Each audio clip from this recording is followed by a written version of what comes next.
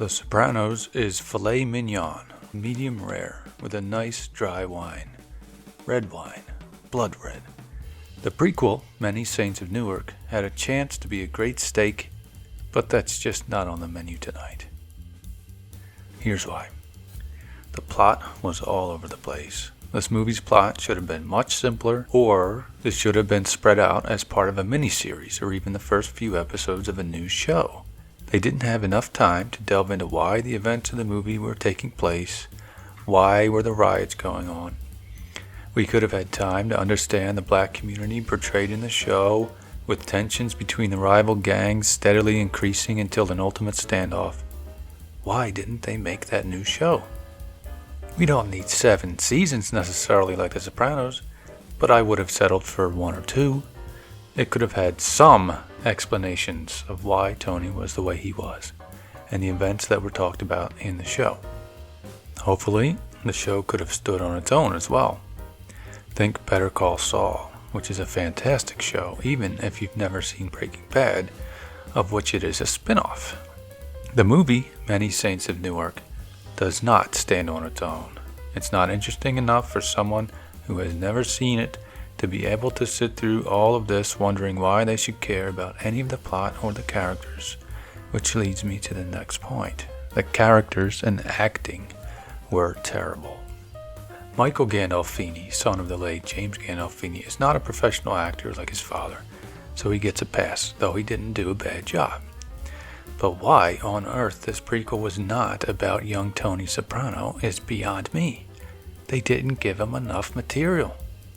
They should have cut out everything before Michael's appearance and just started it there instead of giving us several different actors to play Tony.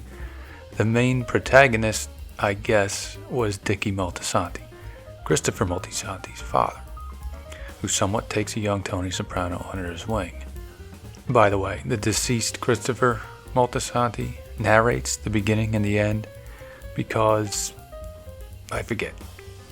Anyway, Dickie kills his dad out of rage to protect the honor of his mother when his father insulted her, and seemed to do it to defend the honor of women.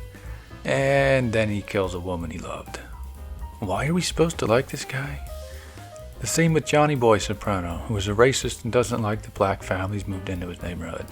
This guy supposedly ran North Jersey, as Tony put it. What made any of the audience even get a hint of that? And this actor allegedly pretending to be Corrado Soprano, there was literally one and only one time when this actor made me think of Uncle Junior from the show. Your sister's And then they made a joke of it, and he has trouble having sex, so he kills Dickie Moltisanti for laughing at him. Really, that really happened. I know Uncle Junior, and you, sir, are no Uncle Junior.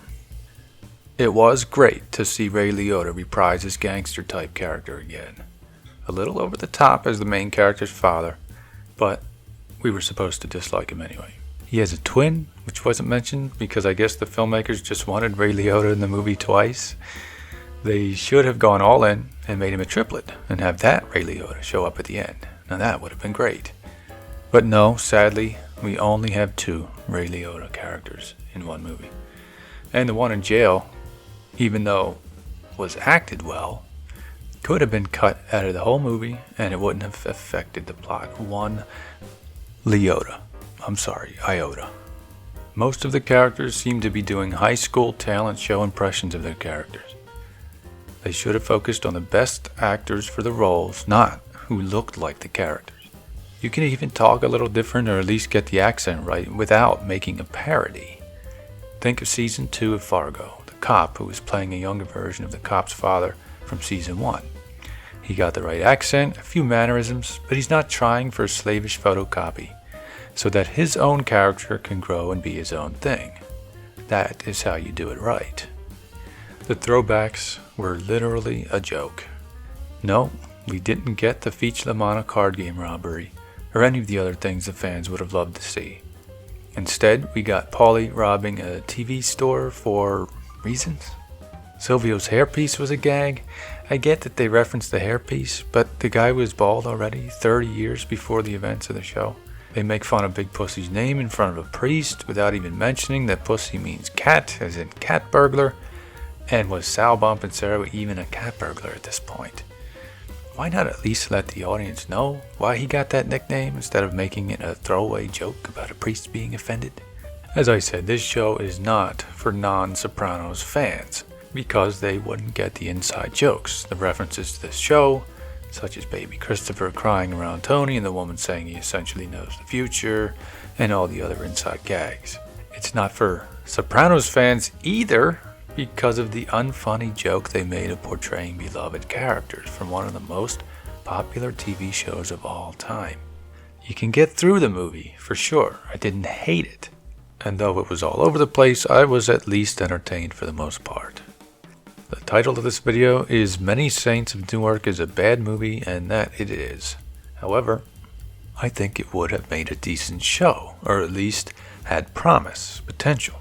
What we saw could have been a long series premiere of what could be a decent origin story. Tony's origin story. Mr. Chase, you've made some of the best filet mignon I've tasted, and you're a bang-up chef. But that was 2 decades ago. You've donned the apron again and had a go, but this time no amazing steak was served. You've opted to serve us some edible egg noodles and some of the best ketchup Heinz has to offer. I can't wait to see what you're cooking next.